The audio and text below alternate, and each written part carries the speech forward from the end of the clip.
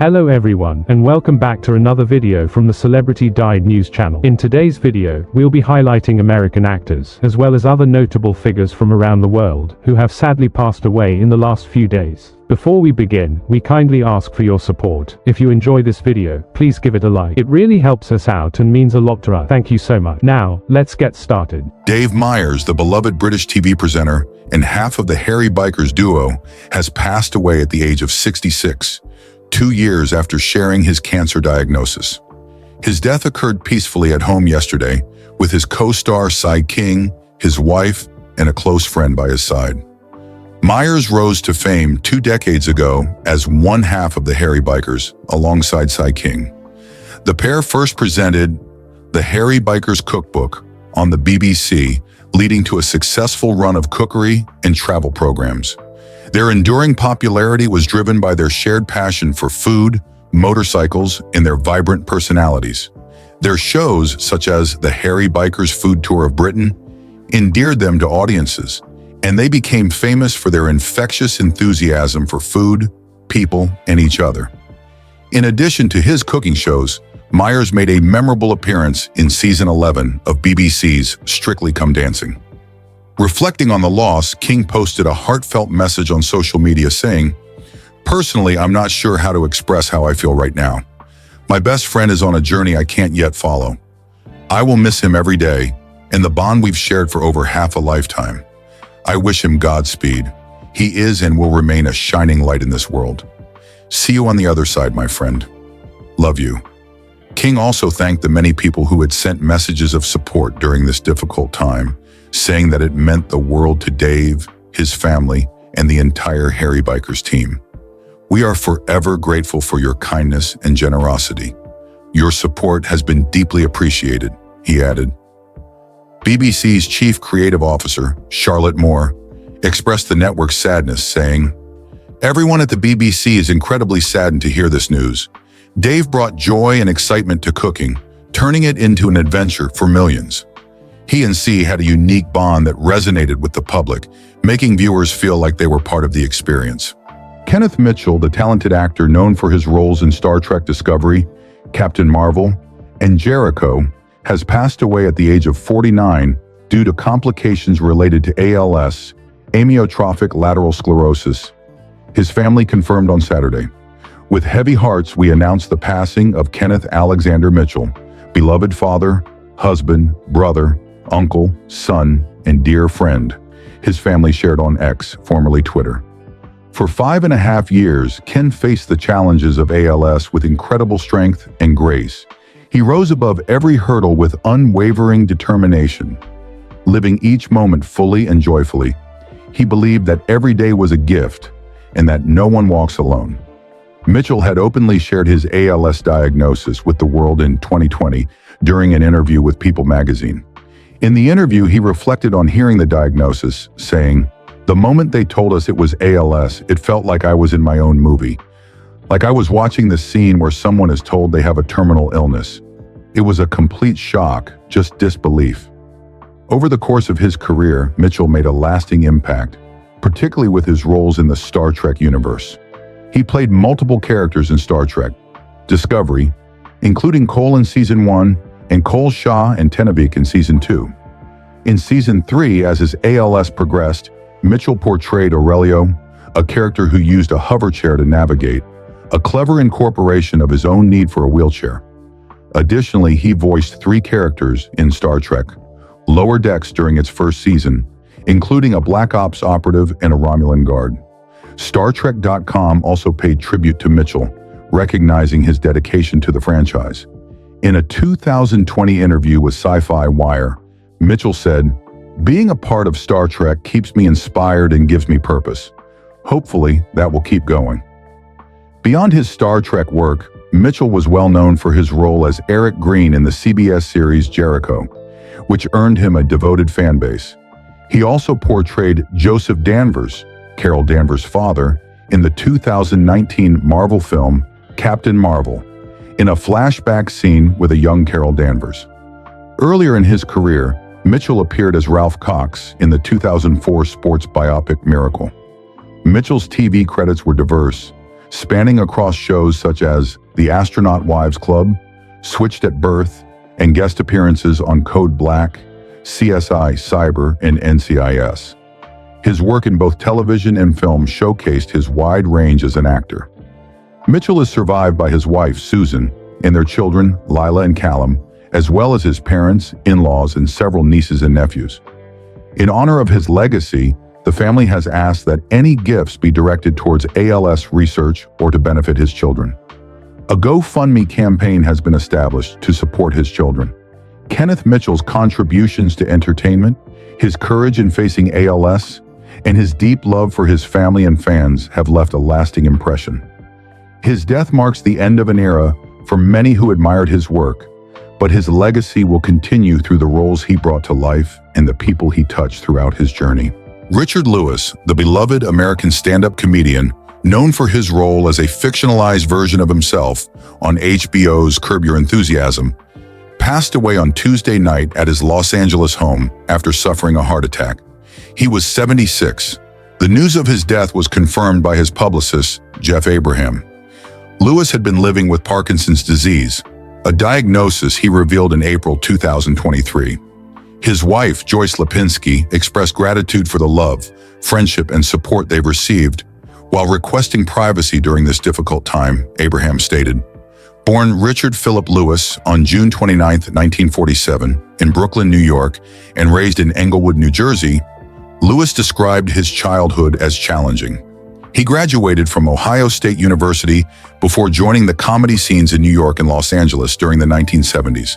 There, he mingled with rising stars like Andy Kaufman, Richard Belzer, and Elaine Boosler, quickly earning a spot on late-night shows, including The Tonight Show starring Johnny Carson. Lewis developed a unique stage persona, dark and introspective, often blending comedy with therapeutic self-reflection. His humor was marked by a sharp, self-deprecating edge, with brutally honest takes on his addictions and neuroses. This rare blend of candidness and humor placed him on par with his close friend in Curb Your Enthusiasm. Co-star Larry David, known for his similarly curmudgeonly yet relatable perspective on life. His acting debut came in 1979 with the NBC special Diary of a Young Comic, a 90-minute film that aired in the Saturday Night Live slot.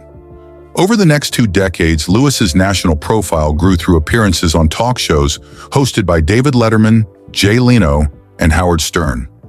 His first comedy special, I'm in Pain, aired on Showtime in 1985, and he became a familiar face on HBO, where he released multiple specials in the late 1980s and 1990s. Although his style wasn't a perfect fit for mainstream sitcoms, Lewis starred in several shows including Anything But Love with Jamie Lee Curtis, Daddy Dearest with Don Rickles, and Hiller and Diller with Kevin Nealon. Lewis's film career included notable roles in Robin Hood, Men in Tights, 1993, where he played Prince John, Drunks, 1995, and Leaving Las Vegas, 1995. However, it was in 2000 that he landed what would become his signature role, playing a version of himself on Larry David's Curb Your Enthusiasm. The two had known each other since summer camp at age 12 and reconnected in the New York comedy scene a decade later. HBO released a statement on Wednesday expressing sadness at the news of Lewis's passing. We are heartbroken to learn that Richard Lewis has passed away. His comedic brilliance, wit, and talent were unmatched. Richard will always be a cherished member of the HBO and Curb Your Enthusiasm families. And our heartfelt condolences go out to his family, friends, and all the fans who could count on Richard to brighten their days with laughter. Though Lewis largely retired from performing following his Parkinson's diagnosis, he made occasional appearances on Curb Your Enthusiasm, including during the show's current and final season. In addition to his decades of performing, Lewis authored 2 memoirs, The Other Great Depression, 2000, and Reflections from Hell, Richard Lewis Guide on How Not to Live, 2015, co-written with Carl Nicholas Titolo. He also released a 2-DVD box set, A Bundle of Nerves, which chronicled his 40-year career, as well as Concerts from Hell, a collection of 3 of his early HBO and Showtime specials. Lewis's comedy was deeply personal, often addressing his lifelong battle with anxiety, his journey to sobriety after struggling with alcoholism and drug addiction, and his self-aware embrace of the nickname, the Prince of Pain, which he humorously accepted early in his career. His candid, confessional style made him a unique and cherished figure in the world of comedy.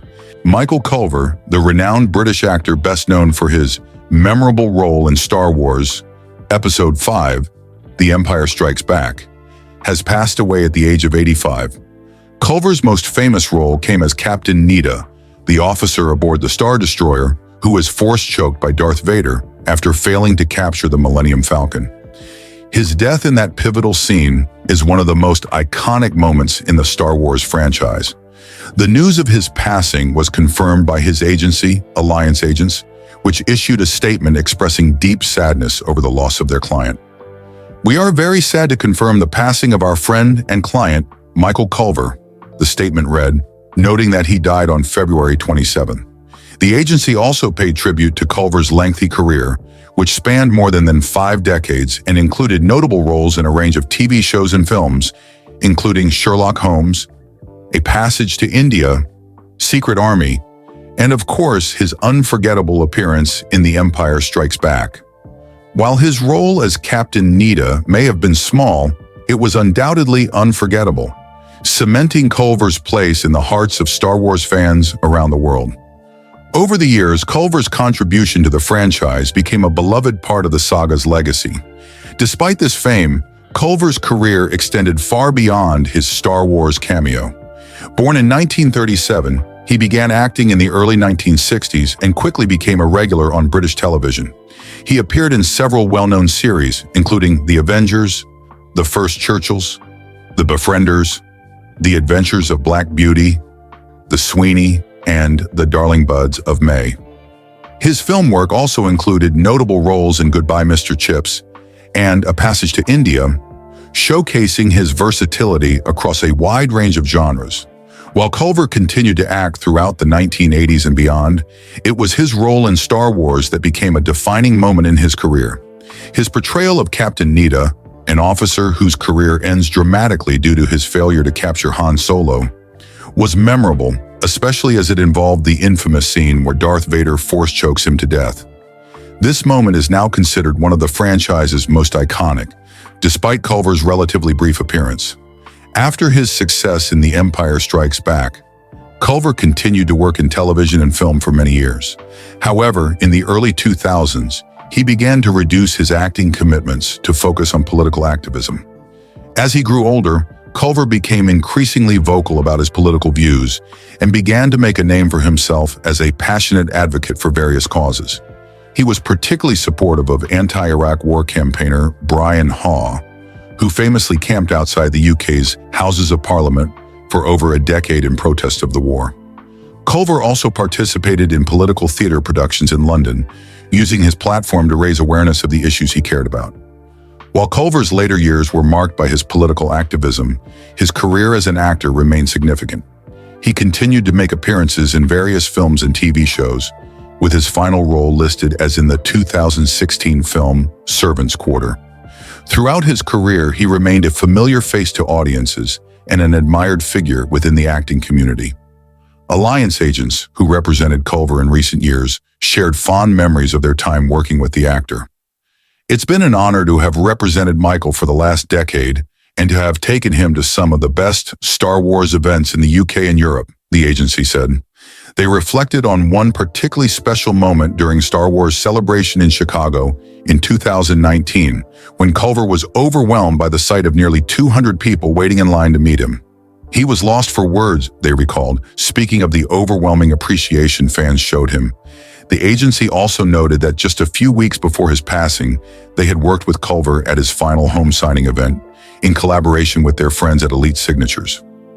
This event, marking the end of a long and distinguished career, was another testament to the lasting impact Culver had on Star Wars fans and the entertainment world at large. Culver's legacy will be remembered not only for his role in Star Wars, but also for his contributions to British television, film, and his later work as an outspoken advocate for social and political causes. His passing marks the end of an era for fans of both Star Wars and his extensive body of work. He will be missed not just by those who knew him personally, but by generations of fans who appreciated his talent, charm, and commitment to his craft. As news of his death continues to spread, tributes have poured in from fans and colleagues alike, all reflecting on the impact Michael Culver had on their lives, both as an actor and as a person.